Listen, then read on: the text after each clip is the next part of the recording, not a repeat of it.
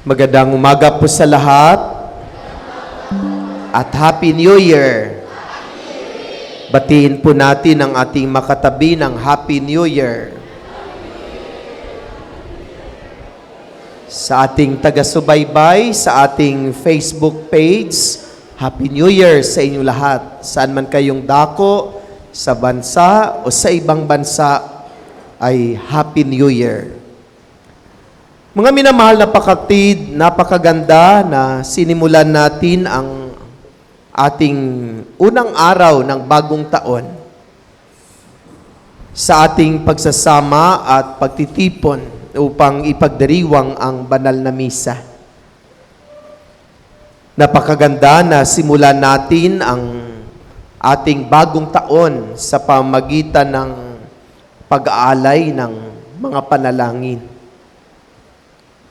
Sa ating pag-aalay ng ating mga panalangin, ipinapahayag natin sa Diyos ang ating taos-pusong pasasalamat sa napakaraming biyaya na Kanyang ibinigay sa atin. Mula noong January 1, 2024 hanggang December 31, 2024, sa loob ng 365 days, napakaraming biyaya ang ating natanggap mula sa Diyos. Kahit nakaranas tayo ng mga problema, mga pagsubok, kahit hindi tayo tinatantanan ng mga iba't ibang uri at anyo ng hamon sa buhay, pero nakaraos tayo, nakarating tayo ng bagong taon. Kahit may kahirapan man sa buhay, subalit ang Diyos ay patuloy na nagmamagandang loob sa atin. Nakasurvive, nakaraos tayo sa hamon ng buhay noong 2024. Kaya karapat-dapat lamang na siya ay ating papurihan at pasasalamatan sa pamamagitan ng pag-aalay ng ating mga panalangin. At sa pagpasok natin nitong bagong taon, tayo muli ay nananalangin sa Diyos. Tayo ay nananalig at nananampalataya na siya ay makapangyarihan sa lahat. Na siya ang bukal ng mga biyaya na ating kinakailangan sa buhay. Sa Kanya nagmumula ang lahat ng mga bunga ng ating mga pagsusumikap.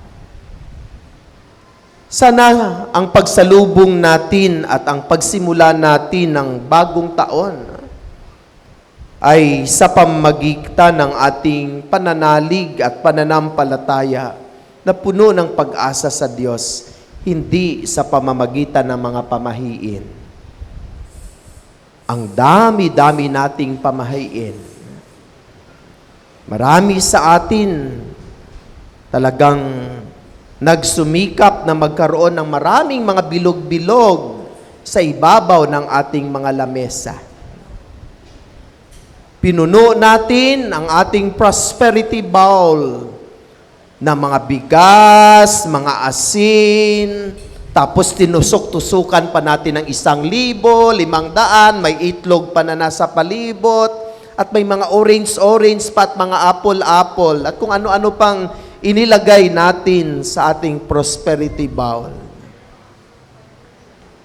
Tapos ang iba sa atin, upang mapalayas daw ang masamang espiritu, paputok tayo ng paputok. Habang tayo nakaharap sa Alfonso, sa Tanduay, sa Red Horse, ano ang biyaya ang ating matanggap kung ito ang una nating hinarap sa bagong taon? Hindi sila ang pinagmumulan ng mga biyaya, kundi ang ating Diyos. Linggo-linggo, ipinapahayag natin ang ating pananampalataya. Ano ang sabi natin? Sumasampalataya ako sa Diyos Amang makapangyarihan sa lahat. Bakit may bilog-bilog? Bakit may 12 fruits? At kung ano-ano pang nasa ibabaw ng ating mga lamesa. Nagdududwa pa ba tayo sa kaniyang kapangyarihan? Siya kaya ang makapangyarihan sa lahat. Sa kanya nagmumula siyang may-ari ng lahat. Kaya minamahal na kapatid, huwag nating ipagkatiwala ang ating kinabukasan sa ating mga pamahiin. Bagkus, ipagkatiwala natin ang ating kinabukasan na may pananalig at pananampalataya na tayo ay tutulungan at kaawaan ng Diyos dahil siya ang bukal na mabiyaya na ating kinakailangan sa buhay. Napakaganda ng panalangin na itinuro sa atin ng unang pagbasa sa pagsimula natin ng bagong taon. Sabi ng ating unang pagbasa, ang panalangin, pagpalain tayo nawa at iingatan ng Panginoon. Naway kahabagan niya tayo at subaybayan. Lingapin nawa niya tayo at bigyan ng kapayapaan. At tumugon tayo sa ating salmong tugunan. At ang ating tugon, kami iyong kaawaan at pagpalain, Poong mahal. Napakaganda kapag ito ang sinimulan natin. Tayo ay naniniwala na ang Diyos ay magkaloob sa atin ng mga biyaya. At hindi tayo papababayaan ng Panginoon dahil siya ay ang Diyos na makapangyarihan, ang bukal na biyaya na ating kinakailangan. Mga minamahal na kapatid, sa araw na ito ay pinagdiriwang din natin ang kapistahan ng mahal na Birhen Maria. Ipinapahayag sa atin na siya ay ina ng Diyos. Virgin Mary, the Mother of God. At hindi pa natatapos ang panahon ng Pasko. At sa kapanahonan ng Pasko, mula noong panahon ng Adbyento, at lalo tigit sa ating siyam na gabi at Misa de Gallo, ay ipinahayag sa atin kung paano naging ina si Maria ng ating Diyos, ng ating Panginoon. Ipinapahayag sa atin ang pagiging ina ng mahal na Birhen Maria. At hindi lang siya ina ng ating Panginoon, kundi siya rin ay ating ina. Sa pamamagitan ng kanyang bugtong na anak, inihabilin tayo ng ating Panginoon sa kanyang ina. Sa pamagitan ng pagsabi, narito ang iyong anak, narito ang iyong ina. Ibig sabihin, sa paanan ng krus, inihabilin tayo ni Jesus kay Maria upang siya'y ating maging ina at tayo ay kaniyang mga anak. Sa aking pagninilay, naalaala ko tuloy ang maraming ginawa ng mahal na Birhen na may kaugnayan sa pagdiriwang natin ng bagong taon. Diba, noong nabalitaan niya na ang kanyang pinsan na si Elizabeth ay nagdadalang tao, dali-dali siyang pumunta sa kaburulan ng Judea. At ano ang kanyang ginawa? Siguro, pinaglingkuran niya ang kanyang pinsan na si Elizabeth na matanda na at nagdadalang tao. Diyan makita natin na si Maria ay hindi marunong magpabaya.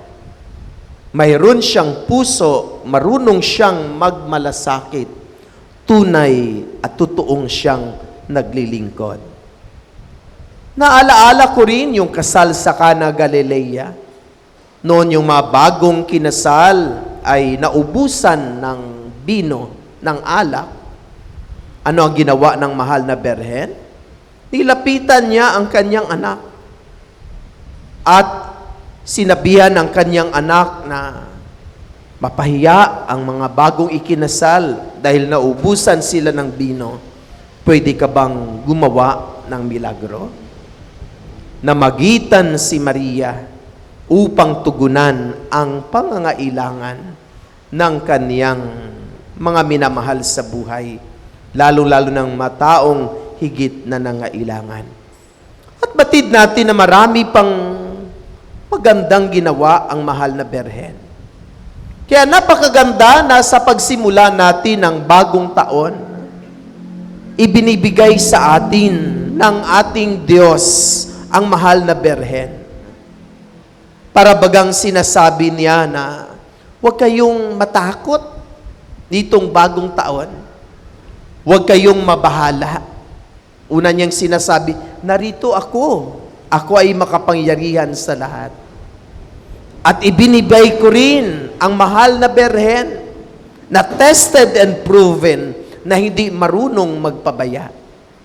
Tunay na mayroong malasakit ang kanyang puso. Tunay na umiibig at handang tulungan ang mga taong nangangailangan. Kaya yung image na aking nakinikinita sa aking pagdinilay, para tayong naglalakbay at habang tayo ay naglalakad, may nag-holding hand sa atin. Mayroong humahawak sa ating kamay. Sa kaliwa natin ang humahawak ng ating kamay, ang ating Diyos na makapangyarihan at mapagmahal sa lahat. At sa kabilang kamay natin ay ang ating mahal na ina, na totoong nagmamahal, may malasakit at pagmamahal ang kanyang puso. At kung ang mahal na Berhen ang humahawak sa atin at ang ating Panginoon, siguradong hindi tayo maligaw. Siguradong hindi tayo madapa. Kasi dalawa silang humahawak sa atin.